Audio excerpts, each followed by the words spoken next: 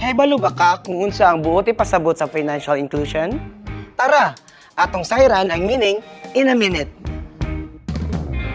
Daghang Pilipino ang walay akses sa produkto o serbisyong pinansyal nga makapanindot unta sa ilang kinabuhi. Sama sa bank account, pautang, insurance, pamuhunan ug moderno nga sistema sa pagbayad ug pagpadala. Maong gipalig-on sa Bangko Sentral ng Pilipinas ang financial inclusion sa nasod o ang paghatag og akses sa nagkalain-laing produkto o serbisyo sa pinansyal.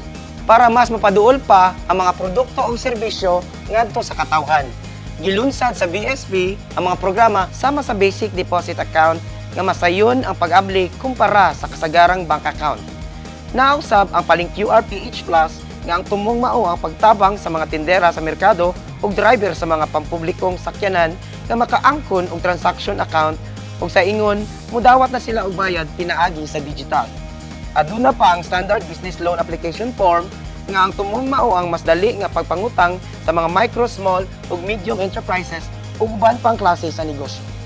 Ug mao kini ang meaning sa financial inclusion in a minute.